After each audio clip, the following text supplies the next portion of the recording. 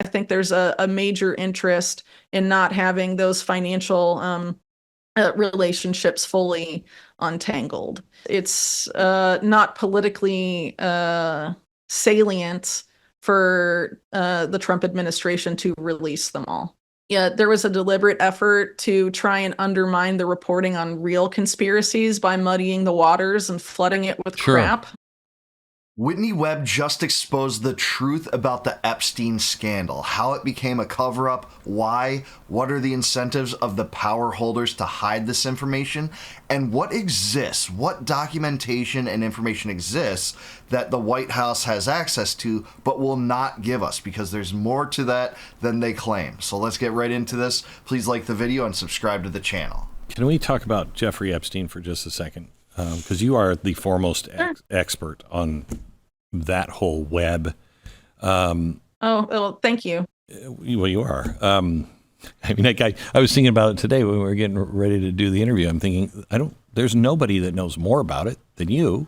Do you think?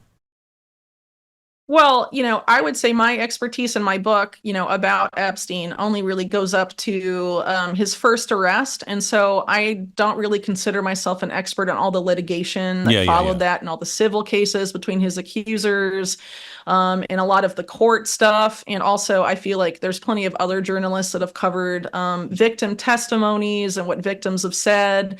But I don't consider myself on Jeffrey Epstein and where he came from, what he was. There's nobody better than you. For the record, I agree with that. I learned most of what I do from One Nation Under Blackmail Volume 2. She has incredible linkages between Epstein and people of prominence. Great research. I think it's the best out there. So if you want to know how I learned about it, it was through her book. She might be right about the legal circumstances, not knowing as much about that. But I highly recommend that book. It's so fantastic and gets so more into the nitty-gritty about these connections than any other work on Epstein. Thank you. So is there a black book? So I would say, first of all, there is a black book that has been published. It was published by Gawker in 2015. It was obtained by journalist Nick Bryant. And that is the black book we have. There is obviously documentation and documents that the U.S. government still has that it has very openly over the past several months made various excuses for about why it will not release them.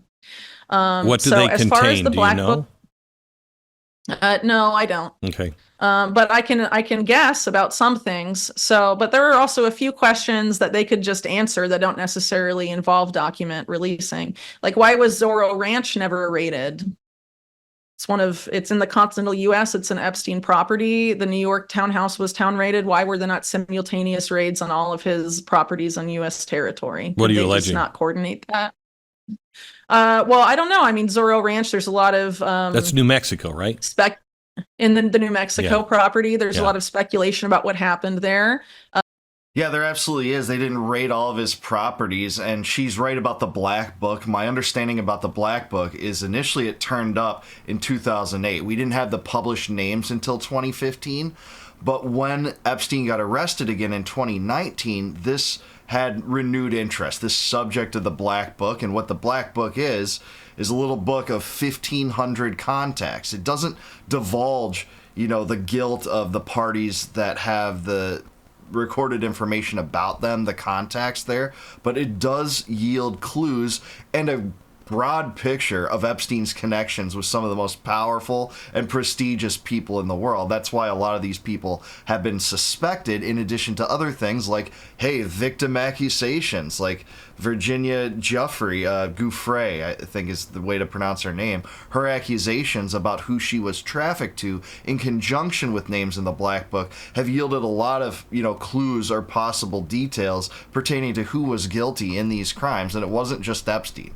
A lot of times the feds say, this was only Epstein. In the DOJ memo, it said he had no, accomplices. But we know Jean-Luc Brunel was an accomplice. He got apprehended by French authorities and committed suicide in jail in France. Guess how? How do people die in this case? By hanging. With women in particular. And why was it never raided? I just find that incredibly strange. And also, there's attestations during the 2019 raid on the New York townhouse that there were binders of CDs and Right, I remember that. hard drives. What was the content? I mean, Pam Bondi has now more recently, after saying she was going to release them, turned around and said that they're all CP. I don't necessarily know if that's true. What's CP? But again, child porn. Okay, I just okay. All right. Yeah, fine. preferred Okay. to use Yeah, the yeah. abbreviation. Sorry. Yeah, that's all right. Yeah. But there's all sorts of things that could actually be. Again, we don't know. Again, as I've said for a long time, I think the Jeffrey Epstein case is a bipartisan issue.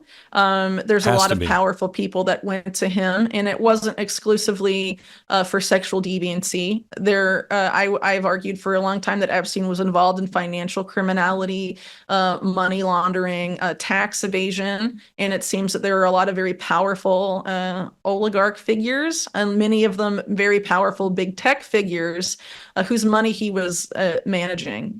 And one example of that came downwind of the USVI case against JP Morgan was Sergey Brin in particular, the Google co-founder. And a lot of, but those cases were settled. The son of a judge was murdered when she was overseeing the Deutsche Bank Epstein case. I think there's a major interest in not having those financial relationships fully untangled.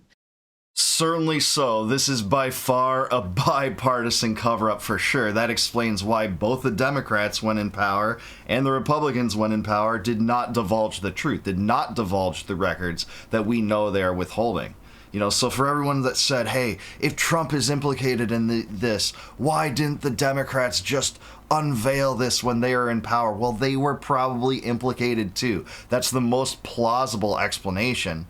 And by implicating Trump, by divulging that, you would divulge at the same time, presumably, information pertaining to them, or at least draw so much suspicion toward that it'd be hard to hide. And she's totally right about what was found in Epstein's Manhattan property. Here's a story on that talking about this from 2021. What was found in his property included this safe in one of his residencies that they sawed open and found discs. Look at this. Right down here, there were these discs that they found, not only in the safe, but also in cabinets, that contained names that said young X plus Y, pertaining to potentially the exploitation, the blackmail material of prominent people engaging in illicit and vile acts with underage, minors. That's what this was. And they're not going to, tell the truth about this. At one point, Pam Bondi did say there's thousands of hours of Epstein molesting children. And then they just turned around a few weeks later and said, no, it was all child porn. How does that get confused? It doesn't make any sense. But Whitney Webb's exactly right. They found a lot of this stuff in his house, including cameras in his own bedroom as well. And I think, because of how interwoven these networks are, it's not politically salient for the Trump administration to release them all for whatever reason. Can I ask you a question? I don't know.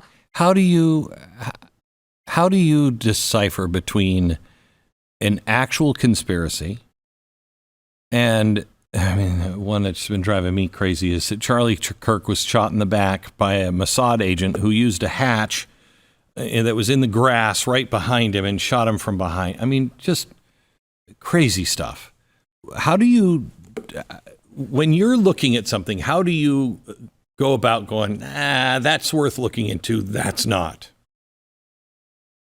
Well, I think at this point for me, it's intuition, and also the fact that a lot of my work is historical. So I look back many decades. And so if I get inkling of something suspect happening now and the parties involved happen to be directly connected to people that I know engaged in wrongdoing and crime in the past, then I tend to be more inclined, because there are patterns, and a lot of these people repeat the same tactics and the same patterns of criminality over and over again. But I think also, Yeah, there was a deliberate effort to try and undermine the reporting on real conspiracies by muddying the waters and flooding it with Sure. crap. Yeah, Excuse my language. it was a CIA operative, wasn't it? It was that said discredit people by calling them conspiracy theorists. After the Kennedy assassination, yes. And so, but in addition to that, more recently, Samantha Power's husband, Cass Sunstein, Bad guy. wrote a bizarre paper. I forget exactly when. I think it was in the Obama era. It was and I forget 2008. exactly what the quote is. It said, it was something. even if it turns out to be true, discredit. It was your first go was to call it a conspiracy theory. Even if it turns out later to be true, it doesn't matter. Discredit, discredit, discredit. Yeah, you have to double down on that. That's exactly what they did during the COVID regime. Remember, the fact that, oh, hey, these cloth masks are going to stop the spread of this virus. Not true. The 6-foot rule, was supposed to be sacramental. Like this law of nature we were all supposed to follow in grocery store lines, right? Well, that turned out to be bogus too. And guess what you were called if you questioned that? You were a conspiracy theorist. Well, those conspiracy theories have held up well, as did the Wuhan lab leak and all sorts of other things regarding NIH profiting off of the vaccines via royalties, which were really mRNA treatments. That's just one example. If you question the narrative that this Hunter Biden laptop story was fake, you were called a fraud and a conspiracy theorist. This is just a way for the regime to dismiss argumentation. They call people conspiracy theorists because they don't have to answer questions pertaining to things that would put them in, let's just say, not a perfect light. So this is the responsible way to look into it. And yeah, I do think that, the political zeitgeist is flooded with all sorts of conspiracy theories that aren't true to distract from the ones that are, but you have to use reason, logic, connections, as Whitney does, to find the most palpable ones. And Palantir's an excellent example because she does work on that, and Palantir has a lot of connections to Epstein. Peter Thiel, was very close friends with Epstein. Richard Pearl, the neocon, was involved in Palantir, so was John Poindexter, who was part of the Iran-Contra scandal. All sorts of connections between vile and heinous people that have killed a lot of people and want control over a lot of people, just like Epstein did via this leverage trick, which was likely a blackmail operation on the part of a foreign power, probably Israel, by the way. Yes, but in addition to that, there was something about infiltrating conspiracy movements That's in order right. to push the needle to a narrative what was more favorable to the powers that be. So he, as one example, he said a lot of the conspiracy movement in the U.S. at that time did not trust the government. So how do we make infiltrate conspiracy movements to make them trust the government? And I would argue that something like QAnon likely was downwind of that. Wow. I never thought of that. But it's very possible that continues now. I would argue it does, especially, they know that a lot of this information about past conspiracies or even current ones, can't always be put back in the bottle. But if you muddy the waters, you flood the zone, to use one of their terms, with things that are dubious, it becomes very hard for people to sift through the content. And then we're left doing what Eric Schmidt and Henry Kissinger proposed, relying on AI to sift through all of that for us, to tell us the right answer. Yeah, if we rely on, big tech AI instruments to determine which conspiracies have, some semblance of fortitude and plausible reason versus ones that don't, I think we might be in a world full of pain, because it's big tech in collaboration with government that builds the AI engines and will mislead us via algorithms. They will do so.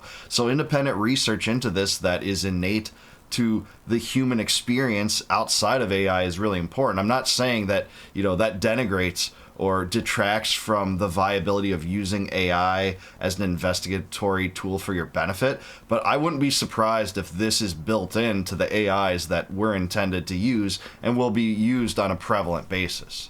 So again, critical thinking, very important.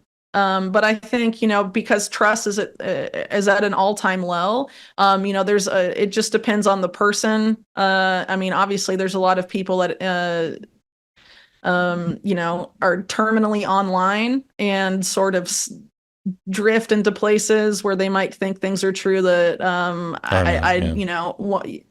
certain people would definitely not agree with. But again, I think it just comes down to individual discernment and critical thinking, which are qualities that are not taught to people anymore in schools. And it starts with parents teaching that type of discernment. And for Yeah, the Prussian model doesn't exactly encourage that. The model derived from the idea that, you'd be held in this quasi-prison cell for 8 hours a day while your parent is off at war for some king in East Prussia fighting on behalf of him, with you intended to take his position in the future, learning compliance and obedience, not critical thinking. That's the last thing you're intended to learn as part of our political / educational structure, at least the ones that are run by the government. For me personally, I think history adds a lot of the necessary context to having that ability to discern.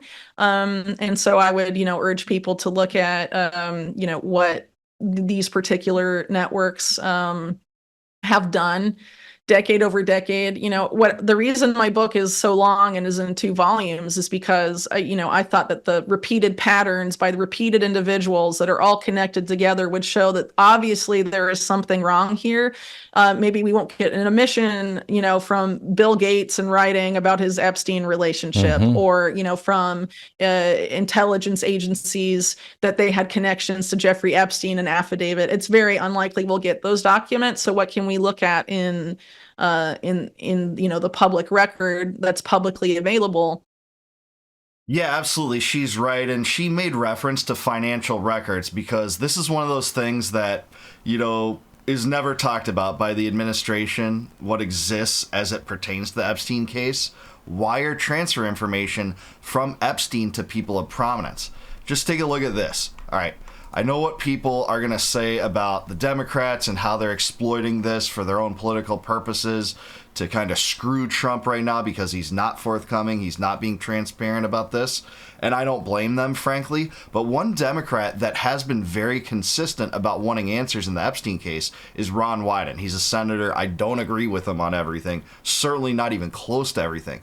But he is a transparency warrior. Remember, he's the one that got Clapper on the stand to lie about the mass bulk NSA data collection. But anyway, he's been wanting to release over $1 billion in records of payments between Epstein and people of prominence. He believes that this will yield a lot of clues. It's following the money to seek the truth, to find out what Epstein was doing, who was involved in his nefarious crimes, and why won't this be released? Well, the Treasury Department's sitting on this. Apparently his staffers and Marsha Blackburn's, another senator, she's from Tennessee, hate to admit that, not a big fan of her, went through these things, and they can get it via subpoena to the Senate. But the Senate sat on this. Congress has sat on this, basically ignoring this and Ron Wyden completely. And many people of prominence, even in this case, are not talking about this. I think that this is one of the key things that you could use to divulge what the truth is regarding Epstein and his financial ties. If you follow the money, I do think you'll find something there. So, this is one of those sad things that very many people don't make reference to. It's one of the things that the Trump administration's hiding. The Treasury Department's sitting on it, including Scott Bessent, who runs that. And we're just supposed to pretend that's just fine. Well, I do want answers in that. I'm glad that Whitney has had such good reporting on this issue over time. Even with recent articles, she's revisited the Epstein case, talked about Trump administration officials and their ties to Epstein. A lot of people don't know that Howard Lutnick was the next door neighbor to Epstein in Manhattan. He knew Epstein very well, etc. A lot of this information isn't known, and of course everyone knows that Trump knew Epstein. Trump was close to Epstein. Epstein said he was his best friend at one point. Their relationship seems to have broke off in 2004. I'm not covering for Trump. I'm agnostic as to whether he was involved in any of Epstein's crimes. But at the same time, it doesn't look good for him to cover this up.